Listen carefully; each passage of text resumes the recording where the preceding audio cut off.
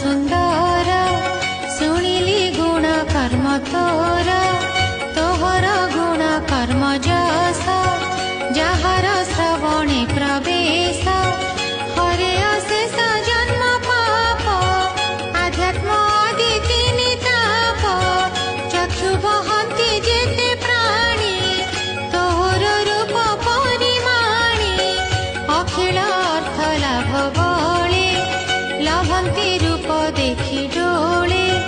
से रूप कर्ण पथे शुणी मोहर चित्त चक्र पाणी